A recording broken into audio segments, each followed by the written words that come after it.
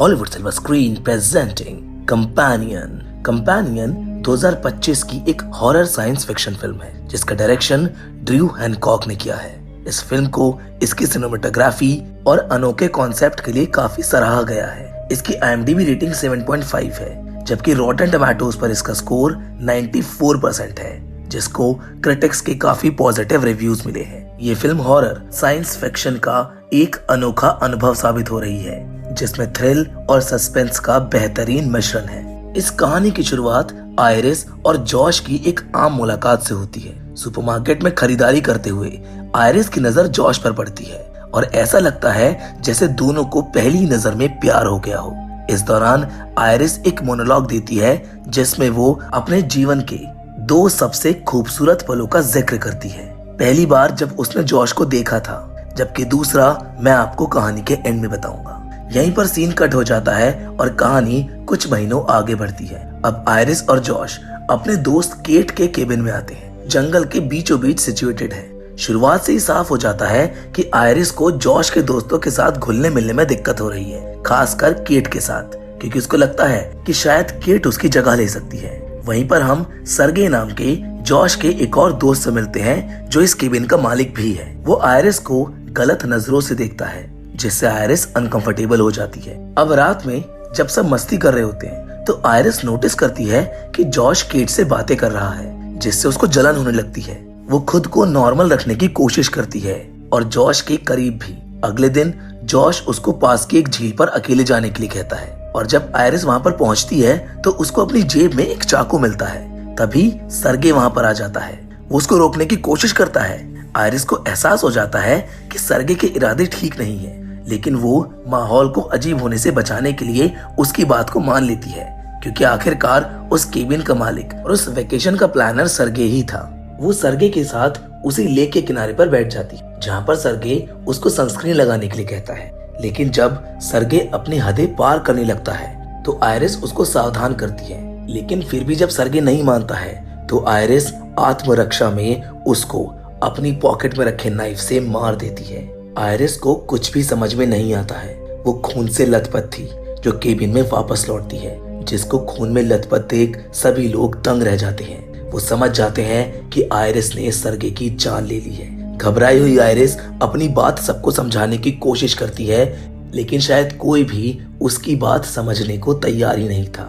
ये सब बातें चली रही होती हैं कि तभी अचानक जॉश उठता है और आयरिस को स्लीप कहता है। अब इस एक शब्द के साथ आयरिस किसी रोबोट की तरह एकदम निष्क्रिय हो जाती है और यहाँ पर कहानी का पहला बड़ा ट्विस्ट आता है। असल में आयरिस कोई इंसान नहीं थी, बल्कि वो एक हाई टेक रोबोट थी जिसे लोगों के अकेलेपन को दूर करने के लिए बनाया गया था।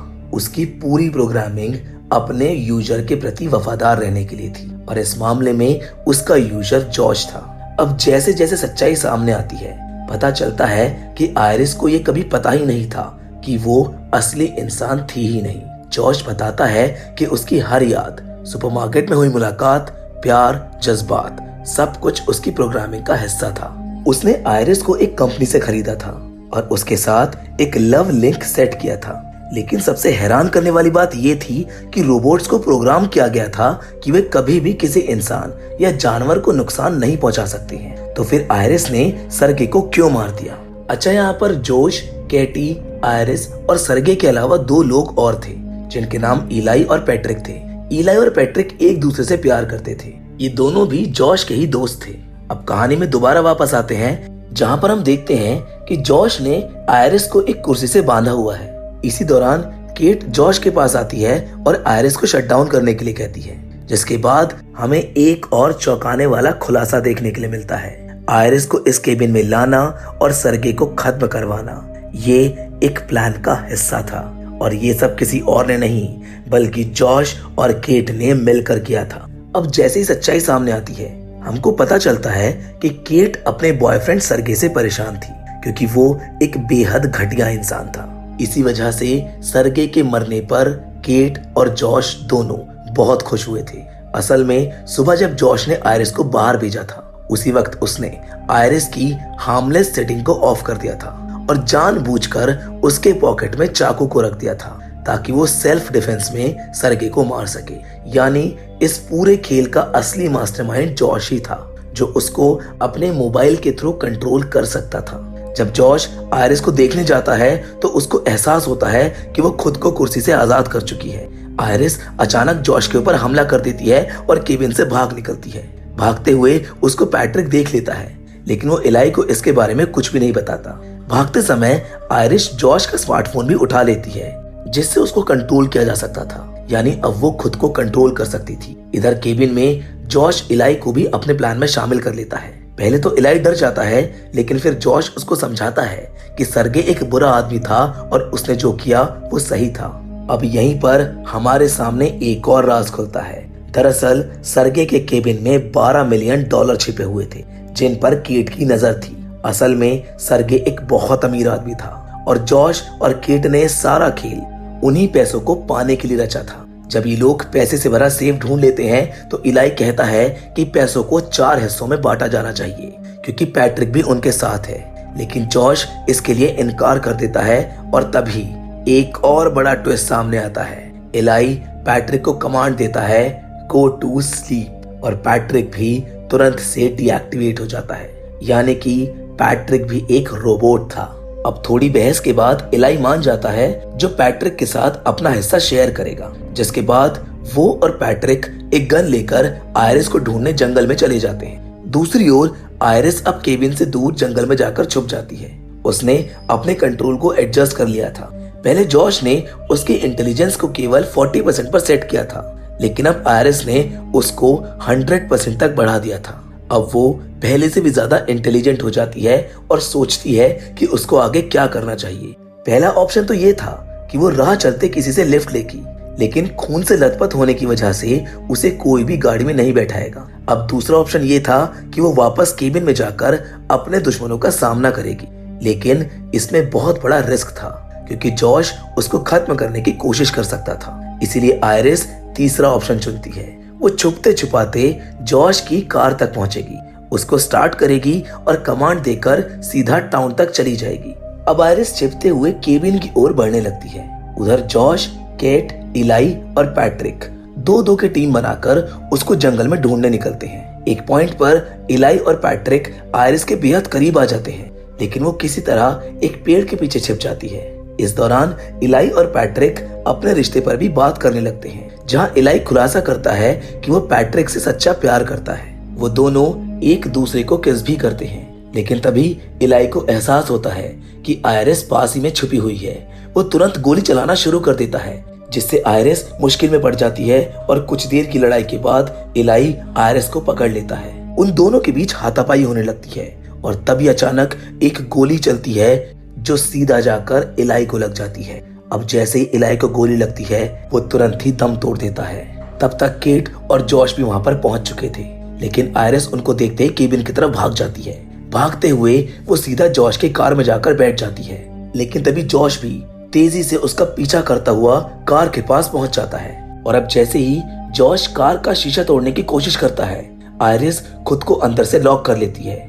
उसका प्लान था कि वॉइस कमांड देकर कार को स्टार्ट कर दे, लेकिन प्रॉब्लम ये थी कि कार सिर्फ जॉश की आवाज पर ही रिस्पॉन्ड करती थी। उधर जॉश एक भारी पत्थर उठाकर पूरी ताकत से शीशा तोड़ने में लग जाता है, जिससे माहौल और भी ज्यादा टेंशन से भर जाता है। लेकिन तभी आयरिस अपनी इंटेलिजेंस का इस्तेमाल करते हुए अपनी आवाज को जॉश की आवाज में बदल लेती है और आखिरकार कार स्टार्ट हो जाती है, जिस अफरा तफरी में जॉश को भी चोट लग जाती है। अब कुछ दूर जाने के बाद अचानक से कार बंद हो जाती है। इसी दौरान जॉश आयरिस को कॉल करता है। वो उसको मैनिपुलेट करने की कोशिश करता है, लेकिन अब आयरिस पहले से कई ज्यादा समझदार हो चुकी थी।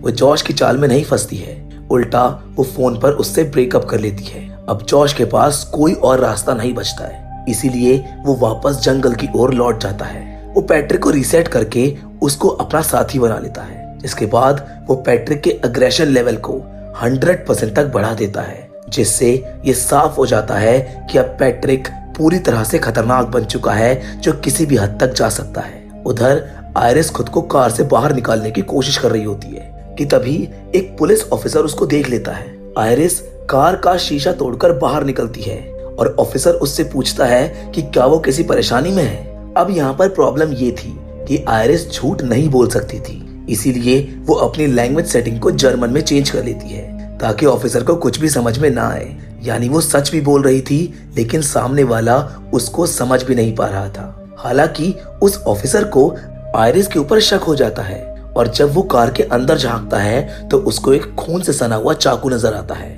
इससे उसको यकीन हो जाता है कि आयरिस जरूर किसी बड़ी वारदात में शामिल है। वो तुरंत उसको हथकड़ी लगाने ही वाला होता है कि तभी पीछे से पैट्रिक आ जाता है। वो उस ऑफिसर पर हमला कर देता है और कुछ ही पलों में वो उस ऑफिसर को मार देता है। इस मौके का फायदा उठाकर आयरिस वहां से भागने की कोशिश करती है, लेकिन पैट्रिक उसके कंट्रोल से छेड़छाड़ करके उसे दोबारा केबिन वापस ले आता है। अब अगले सीन में केट और जॉश देखते हैं कि पैट्रिक ने पुलिस ऑफिसर को मार दिया है और आयरिस अब उनके सामने बेबस बैठी है।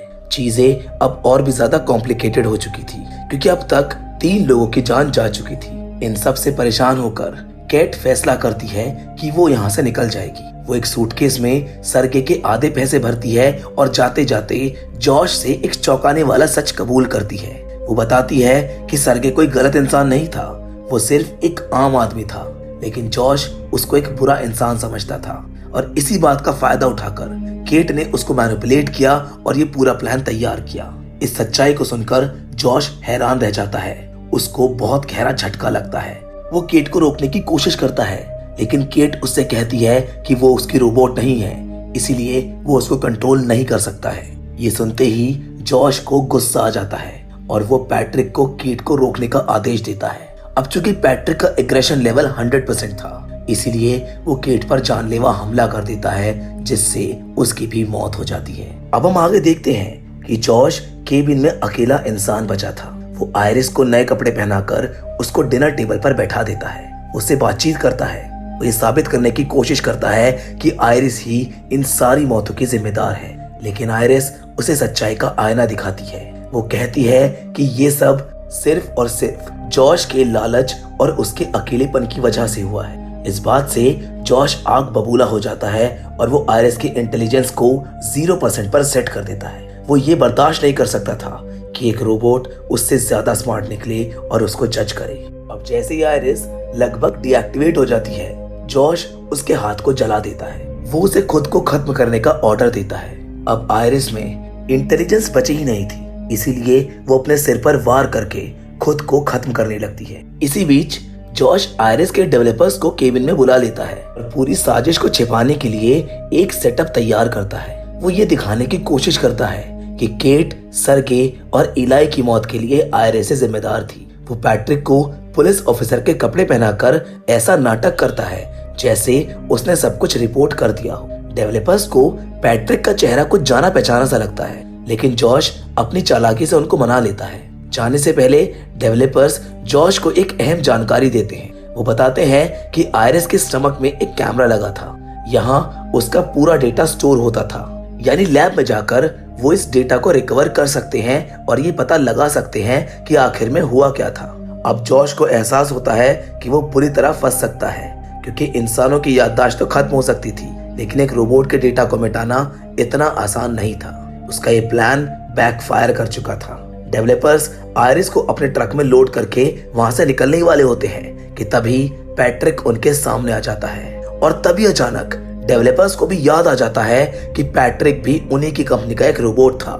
लेकिन तब तक बहुत देर हो चुकी थी क्योंकि पैट्रिक आगे बढ़ता है और कुछ ही पलों में वो एक डेवलपर को मार देता है। उधर डेवलपर्स के ट्रक में आयरिस भी रीएक्टिवेट हो चुकी थी, इसलिए वो बाहर निकलकर भाग जाती है, जबकि पैट्रिक अब टेडी के पीछे पड़ा होता है। भागते भागते टेडी को रास्ते में सभी मरे हुए लोगों की लाशें दिखती हैं, जिससे वो पूरी तरह से डर जाता है। तभी पैट्रिक उसको पकड़ लेता है, लेकिन ठीक उसी वक्त आयरिस टेजर गन से पैट्रिक के ऊपर हमला कर देती है। हालांकि एक रोबोट दूसरे रोबोट को मार नहीं सकता था। ऐसे में आयरिस पैट्रिक को याद दिलाती है कि जॉश उसको इस्तेमाल कर रहा है, जबकि इलाई सच में उससे प्यार करता था। ये सब सुनकर पैट्रिक को कुछ होने लगता है और वो अपने पुराने डेटा को रिट्रीव करके फिर से एक्टिवेट कर देता है। और जब वो पास में इलाई की लाश को देखता है तो उसको बहुत बुरा लगता है।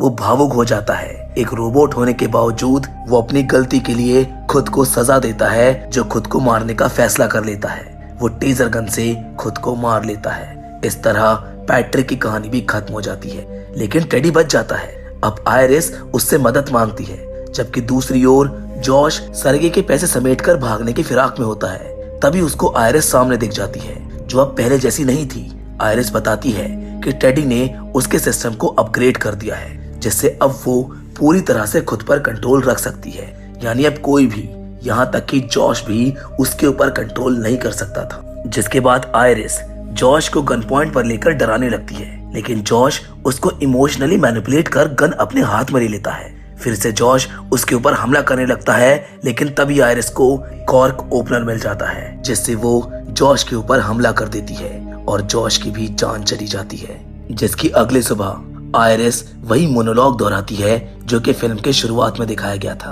अब वो अपने जले हुए हाथ के स्किन को हटा देती है और खुद को एक रोबोट के रूप में पूरी तरह स्वीकार कर लेती है। वो सरगे के पैसे उठाकर वहां से बाहर निकल जाती है, जो अब पूरी तरह से आजाद हो चुकी थी। इस फिल्म की शुरुआत में आयरिस ने अपने जीवन के 2 सबसे खूबसूरत पलों का जिक्र किया था। पहला पल वो था जब उसने जॉश को देखा था। उसको जॉश को देखते ही प्यार हो गया था, जो कि उसकी प्रोग्रामिंग थी। लेकिन दूसरा पल उसका एक्सपीरियंस था, जब उसने जॉश को हमेशा के लिए मार दिया था। आयरिस सिर्फ एक नॉर्मल रोबोट नहीं थी, वो उससे कहीं ज्यादा थी। पर जॉश ने हमेशा उसको अपने काबू में रखने की कोशिश की। जॉश को पसंद नहीं था कि कोई उससे ज्यादा स्मार्ट हो। वेल, वो कहते हैं ना, जो जैसा बोता है वैसा ही काटता है। जॉश ने दूसरों के लिए गड्ढा खोदा और आखिर में वो खुद ही उस गड्ढे में गिर गया। इस कहानी से हमको बहुत कुछ सीखने के लिए मिलता है। बाकी फिलहाल आपकी इस कहानी पर क्या राय है, हमें कमेंट करके जरूर बताइएगा। And with all that said, आज के इस वीडियो में बस इतना ही। लेकिन हमेशा की तरह हम फिर से जरूर मिलेंगे, और वो भी एक और नई इंटरेस्टिंग कहानी के साथ। पर तब तक के लिए धन्यवाद।